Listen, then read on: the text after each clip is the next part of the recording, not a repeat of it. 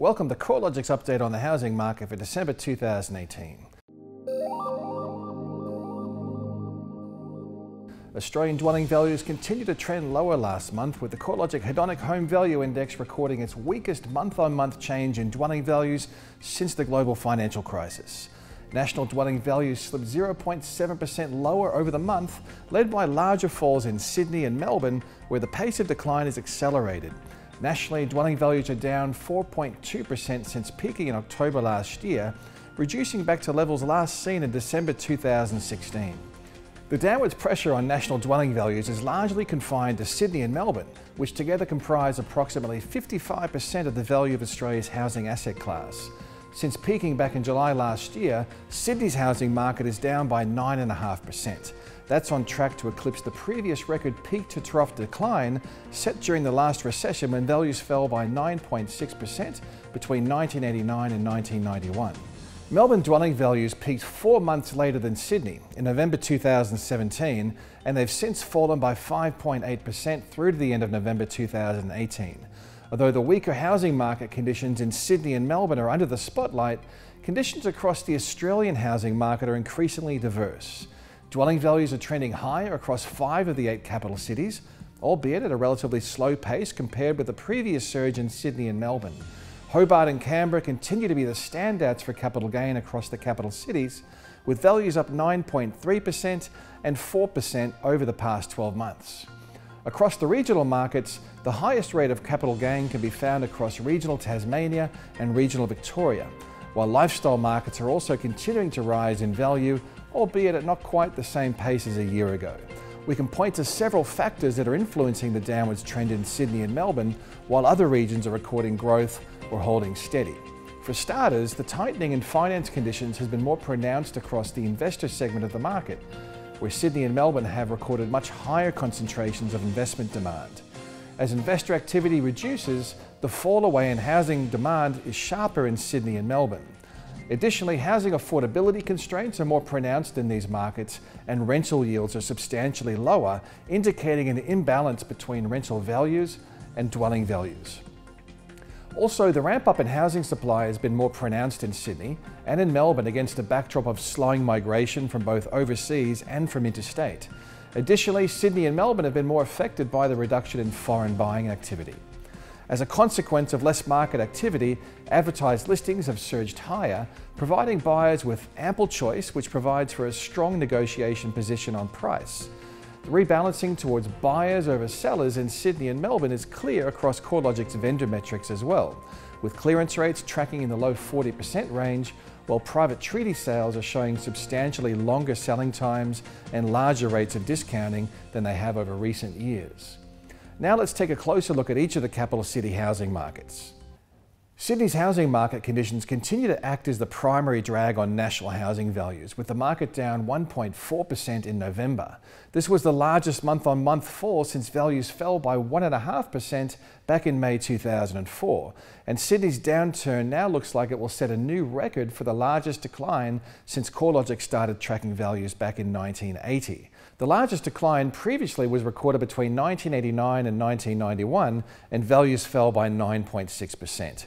It's not all bad news though. Dwelling values remain 36% higher than they were 5 years ago, and the recent declines have provided an improvement to housing affordability. Melbourne dwelling values were down 1% in November, taking the cumulative decline to 5.8% since the market peaked 1 year ago.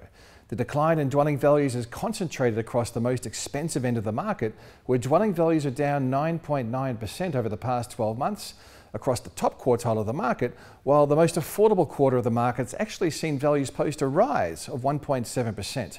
A similar trend can be seen across the sub-regions comprising Melbourne. The prestigious inner east of the city has seen values drop 11.9% over the past 12 months, while the slightest falls have been in the west and along the Mornington Peninsula. Brisbane dwelling values have continued to hold reasonably firm, with dwelling values edging 0.1% higher over the month to be 0.3% higher over the year. Essentially a flat market. The annual change in dwelling values has ranged from a 3.5% rise across the western suburbs to a 1.4% decline at Ipswich. The surrounding coastal markets of the Gold Coast and the Sunshine Coast have also seen values tick higher, with the Gold Coast up 0.1% over the year and the Sunshine Coast values up 2.3%. Rising interstate migration rates should help to support housing demand across the southeast corner of Queensland, along with relatively healthy levels of housing affordability. Adelaide dwelling values have continued to hold reasonably firm while the largest capital cities move through their down phase. Values were up 1.4% over the past 12 months, which was the third highest rate of capital gain amongst the capital cities after Hobart and Canberra. The median dwelling value across Adelaide is now the second lowest amongst the capitals, with Darwin the only city with a lower median value. This strong affordability position, together with improving economic conditions, is likely to be a key factor in supporting housing demand. The Perth housing market has recorded another slide in dwelling values in November, down 0.7% over the month to be 4.2% lower over the year. The housing market weakness is most pronounced across lower value properties, with dwelling values down 6% across the lower quartile of the market over the past 12 months, while the upper quartile has seen a more moderate decline, down by 2.5%. The Perth rental market has been much stronger relative to dwelling values, with weekly rents up 3.9% over the past year for houses and 4.7% higher for units. The rise in rental rates is providing some upwards pressure on rental yields, which has risen from a recent low of 3.8% to 4.1% as rental rates outpace dwelling values. The Hobart market continues to fire, with values up 0.7% in November to be 9.3% higher over the past year. Hobart stands out as the only capital city to be recording capital gains close to double digits. However, some momentum is starting to leave the market, with the annual rate of growth sliding from 13.2% earlier this year to the 9.3% over the past 12 months.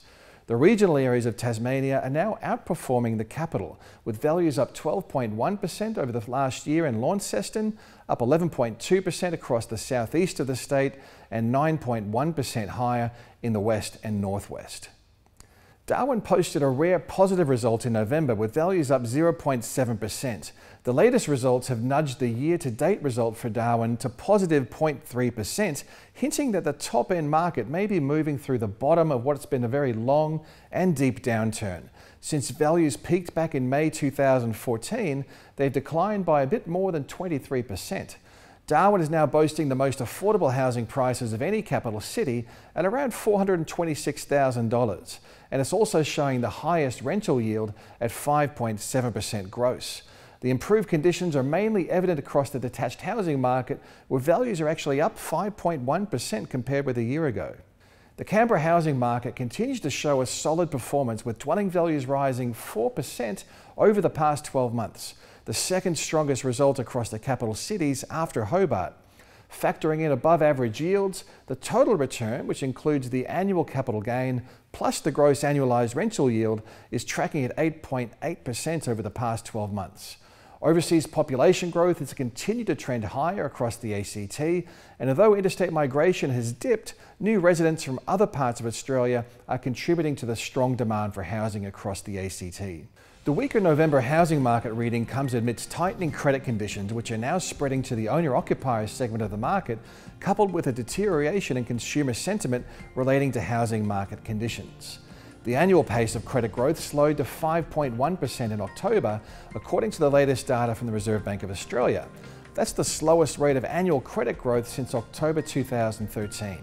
While annual credit growth for investment purposes has trended down to new record lows for some time, owner-occupier credit growth is now rising at the slowest annual rate since November 2015.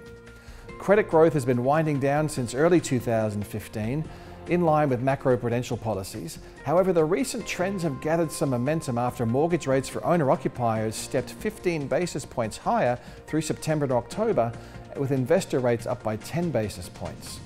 The disincentive of higher mortgage rates has been compounded by tighter credit policies and increased scrutiny of borrowers' overall debt levels, as well as their incomes and their expenses. Weaker consumer sentiment towards the housing market is also a factor in slowing the level of participation in the housing market.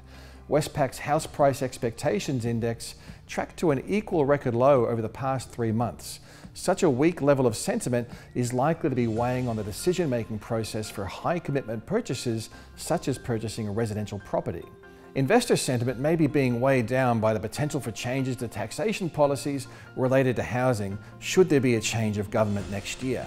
A negative gearing rollback looking to exclude established dwellings could diminish demand across the resale market, with less investment demand for properties with low rental yields.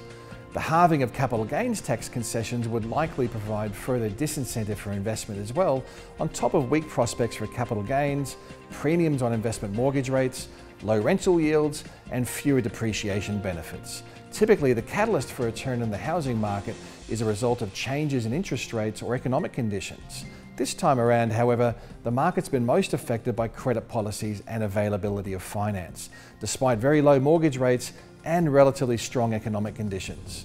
Despite the recent out-of-cycle 15 basis point rise in owner-occupier mortgage rates, the cost of debt still remains at the lowest level since the 1960s. From an economic perspective, there are plenty of factors that should support housing demand and help to offset some of the headwinds. GDP growth is still tracking around trend levels, unemployment is tracking well below average, and at the lowest level since 2012, population growth remains strong, albeit showing signs of slowing, and wages growth is slowly lifting from a low base. These factors should help to support housing demand and offset a more material decline in dwelling values. We expect headwinds from tighter credit will continue for the foreseeable future and will continue to temper housing market activity. This will be especially the case for those markets where investment demand is the most concentrated and where housing costs are high relative to incomes, such as Sydney and Melbourne. With such a diverse housing dynamic across Australia's regions, it's all the more important to stay up to date on the trends. Check out your one-stop shop for housing market research at www.corelogic.com.au.